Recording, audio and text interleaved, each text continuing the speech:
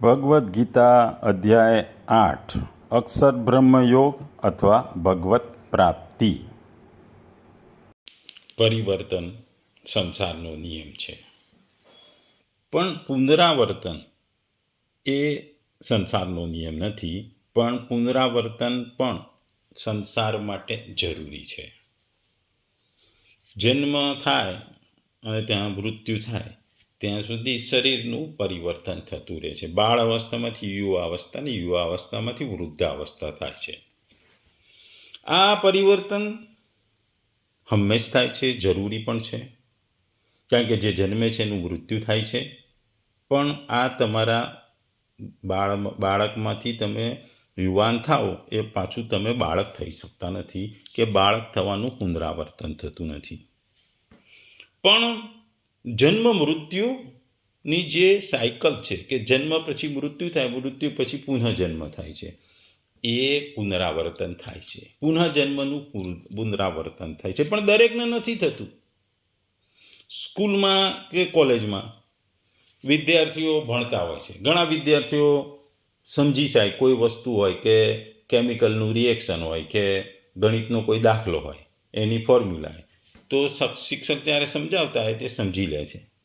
એ એટલું સારી રીતે સમજી શકે છે કે એને એ યાદ રહી જાય, એ ફોર્મ્યુલા યાદ રહી જાય છે, કેમિકલની હોય કે મેથ્સની હોય. પણ ઘણા વિદ્યાર્થીઓ એવા હોય છે કે એમને આ સમજાયેલી વસ્તુ સમજ નથી આવતી, એટલે એમને આ વસ્તુઓ વારંવાર વાંચવી પડે છે, વારંવાર સમજવાનો પ્રયત્ન કરે છે, અને એમણે જે ભણેલું છે એનું વારંવાર પુનરાવર્તન કરે તો એ વસ્તુઓ યાદ રહે છે. એટલે કોઈ એક જ વિરલો હોય છે કે જેને આ વસ્તુ, બહુ ઓછા વિરલા હોય છે જે વસ્તુ સમજી જાય છે, એમને પુનરાવર્તનની જરૂર નથી. પણ મોટા ભાગના લોકોને પુનરાવર્તનની જરૂર પડે છે, ભણતર હોય કે જીવન હોય.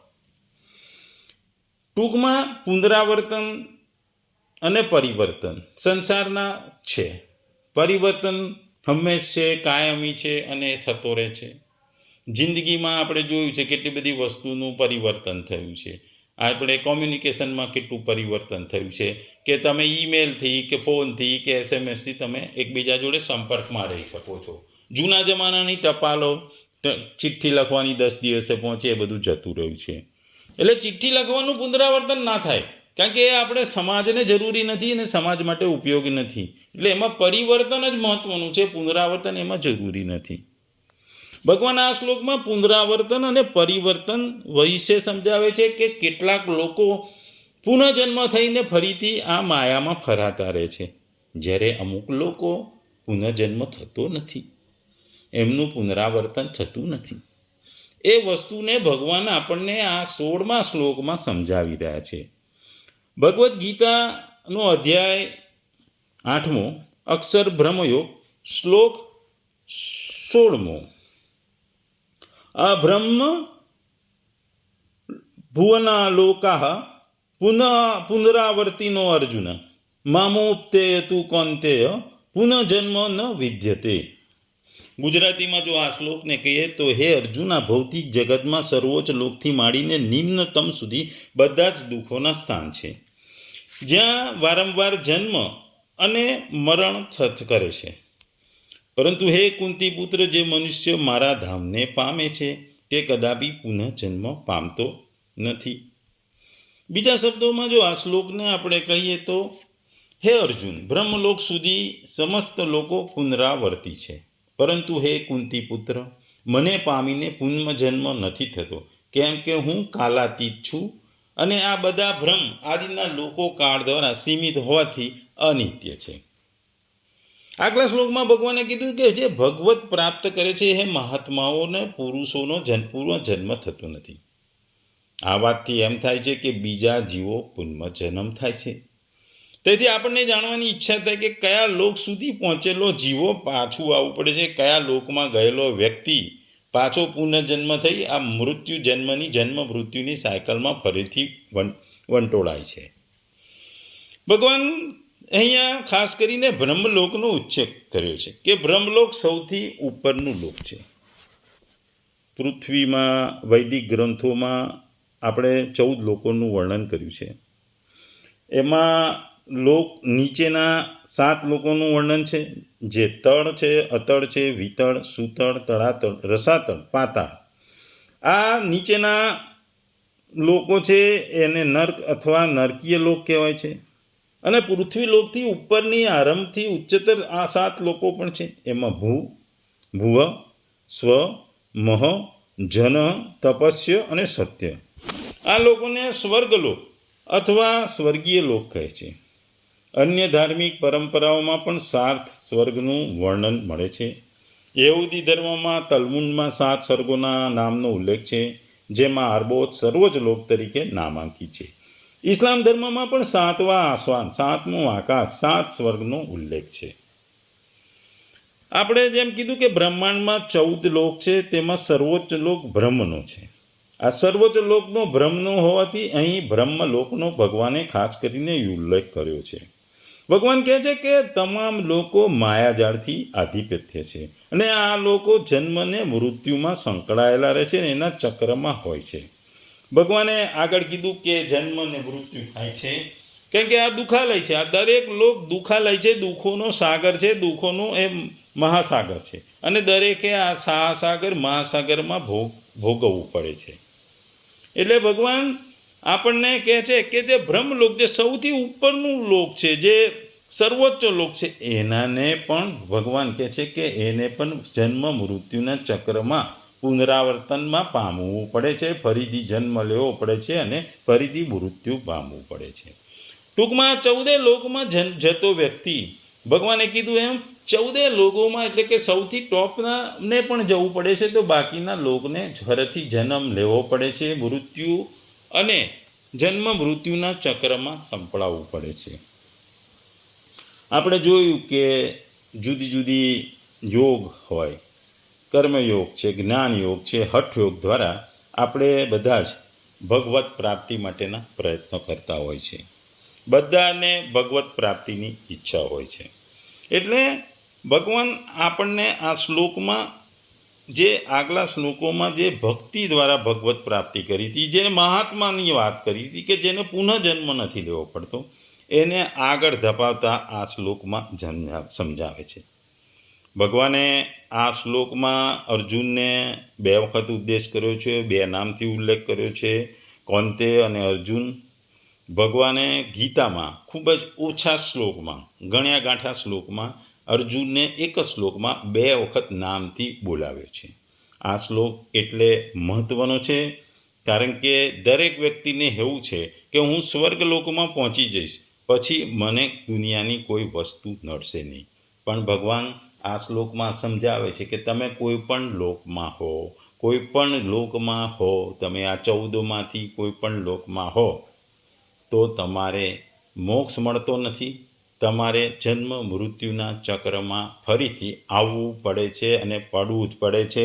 એ પુનઃજન્મ લેવો જ પડે છે. તમારું જન્મનું પુનરાવર્તન થાય છે ને થાય છે. એ વાત આ શ્લોકમાં ભગવાન કહે છે. આપણે જાણતા હોય છે કે દેવો છે, બ્રહ્મ છે, એ બધાનું મૃત્યુ નથી થતું હતું, પણ એ લોકોનું પણ મૃત્યુ થતું હોય છે.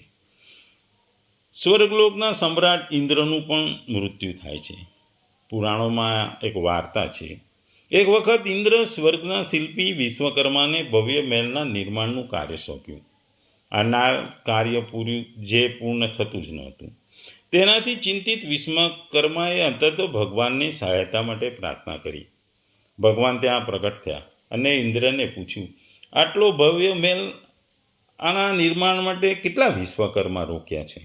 ઇન્દ્રને આ પ્રશ્નથી આશ્ચર્ય થયું અને ઉત્તર આપ્યો, મને તો એમ જ છે કે એક જ વિશ્વકર્મા છે.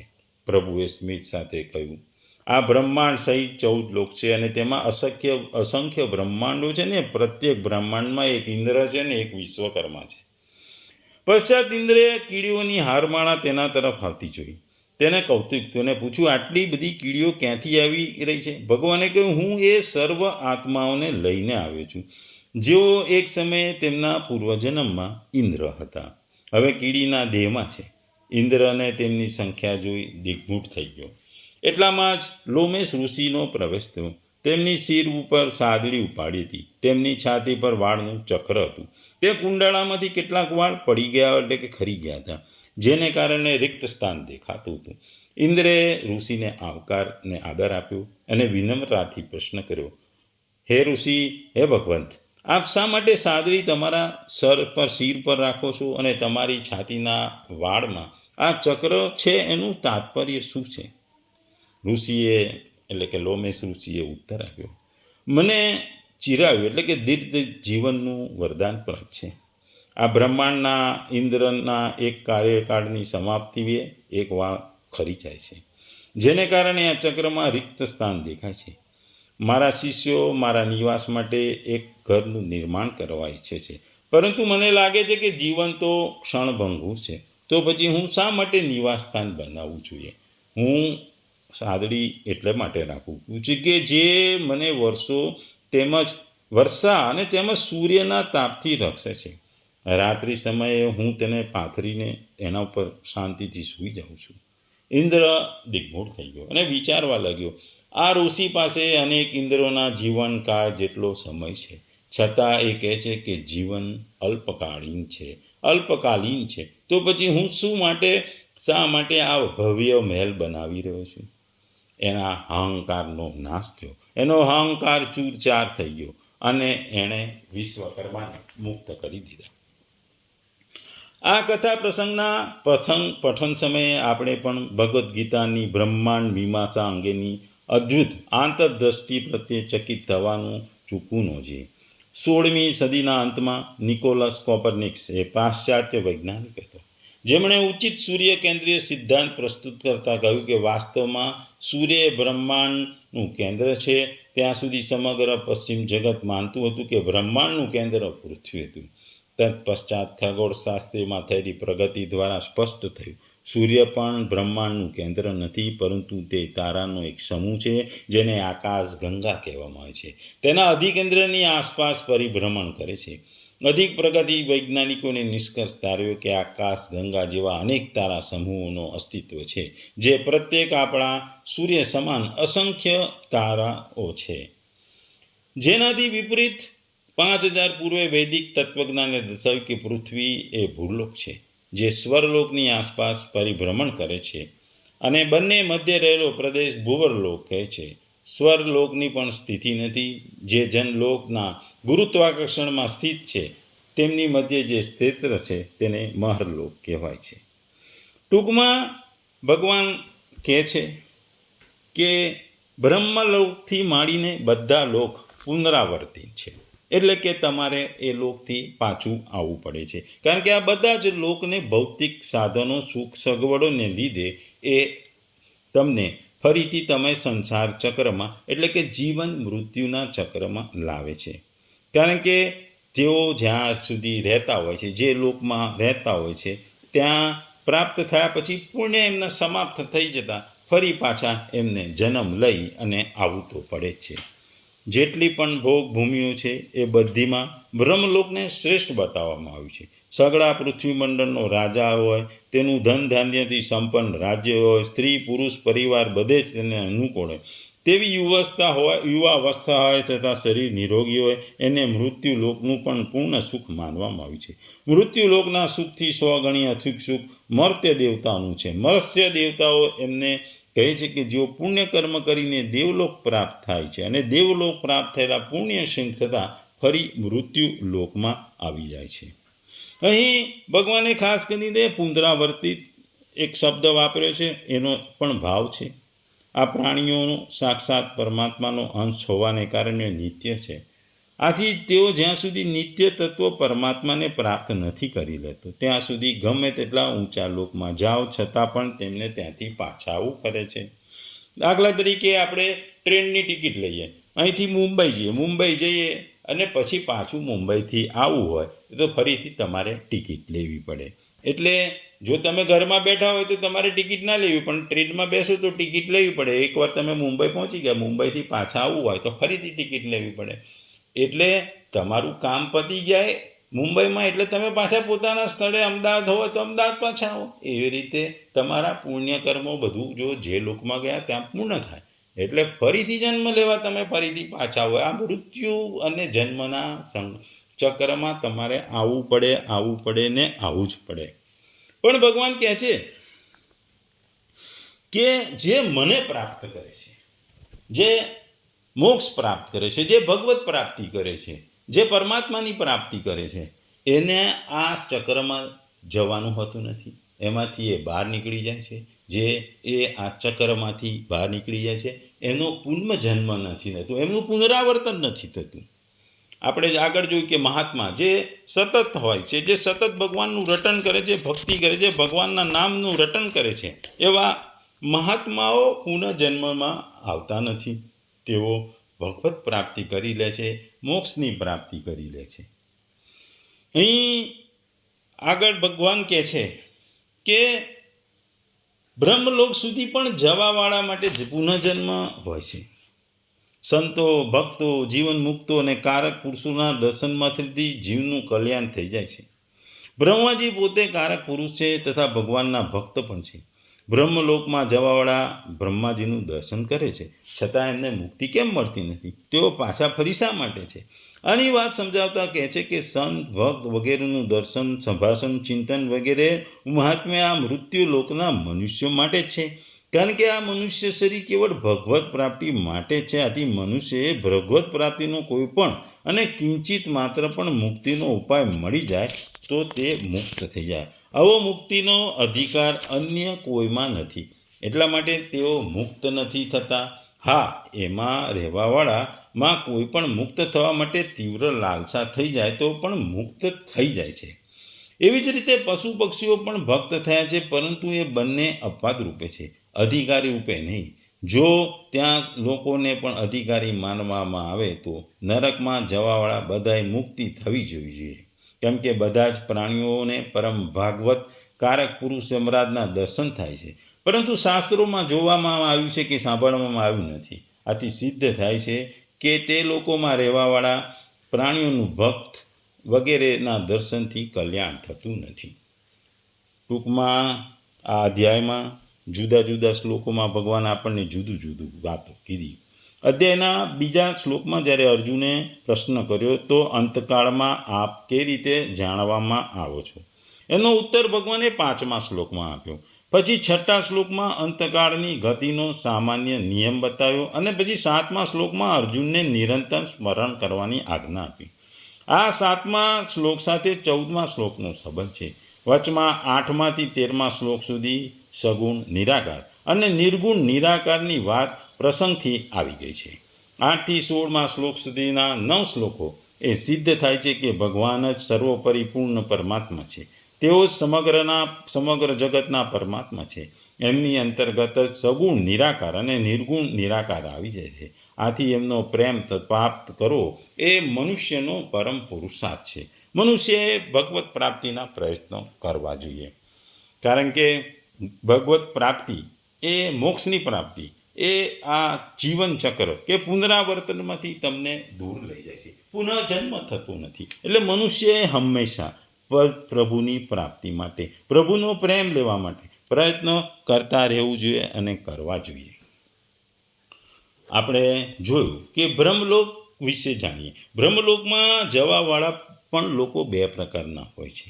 એક તો જે બ્રહ્મલોકના સુખનો ઉદ્દેશ રાખી એ મોટા મોટા પુણ્ય કર્મો કરે છે અને તેના ફલ સ્વરૂપે બ્રહ્મલોકનું સુખ મેળવવા માટે બ્રહ્મલોકમાં જાય છે. અને બીજા એ છે કે જે પરમાત્માની પ્રાપ્તિ માટે તત્પરતાપૂર્વક સાધનમાં તો લાગેલા હોય છે, પરંતુ પ્રાણો રહેવા છતાં પરમાત્માની પ્રાપ્તિ થઈ નહીં અને અંતકાળમાં પણ કોઈ કારણ વિશેષની સાધનથી વિચલિત થઈ ગયા હતા. તેથી તેઓ બ્રહ્મલોકમાં જાય છે અને ત્યાં રહી મહાપ્રલયમાં બ્રહ્માજી સાથે મુક્ત થઈ જાય છે. એ સાધકો બ્રહ્મલોકના સુખ ભોગનો ઉદ્દેશ નથી હોતો, પરંતુ અંતકાળમાં સાધનથી વિમુખ થઈ જવાથી અંતકરણમાં સુખ ભોગોની કિંચિત માત્ર ઈચ્છા રહેવાથી જ તેમને બ્રહ્મલોકમાં જવું પડે છે. ટૂંકમાં આ રીતે બ્રહ્મલોકનું સુખ ભોગવીને બ્રહ્માજી સાથે મુક્ત થવું એને ક્રમ મુક્તિ કહે છે. પરંતુ જે સાધકો અહીં બોધ થઈ જાય છે ને અહીંથી જ મુક્ત થઈ જાય છે એને સધ્યો મુક્તિ કહે છે. ટૂંકમાં બ્રહ્મલોકમાં તમે 2 મુક્તિ મેળવી શકો. બ્રહ્મલોકમાં પ્રયત્નો કરી તમે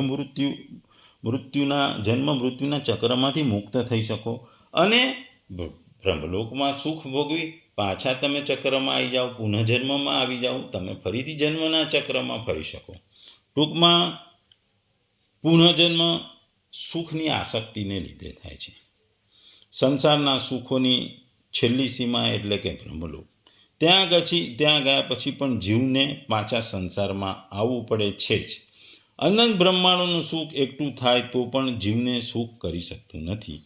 તેની મુસીબત જન્મ મરણ મિટાવી શકતું નથી. તેથી સંસાર પાસેથી સુખની આશા રાખવાવાળો વ્યક્તિ માત્ર બ્રહ્મમાં છે અને બ્રહ્મમાં ફરે છે. અહીં ભગવાને મામપદ સમગ્ર પરમાત્માનું વાચક છે, જે પરા અને અપરા બંનેનો માલિક છે. તેથી તેની પ્રાપ્ત થયા પછી દુઃખાલય સંસારમાં જન્મ થતો નથી. હા, તેમને પ્રાપ્ત થયેલો મનુષ્ય તેમની ઈચ્છાથી કારક મહાપુરુષના રૂપમાં અથવા ભગવાનના અવતાર સમયે સંસારમાં આવી જાય છે, પરંતુ તેમનો તે જન્મ કર્મોને આધીન નથી, બલકે ભગવાનની ઈચ્છાથી થાય છે. ટૂંકમાં ભગવાન બે રસ્તા બતાવે છે કે એક, તમે તમારા કર્મોને આધીન જે 14 લોકો છો એવા કોઈ પણ લોકમાં જઈ શકો. સારા કર્મો કર્યા હોય તો બ્રહ્મલોક જેવું ટોપનું વસ્તુ મળે.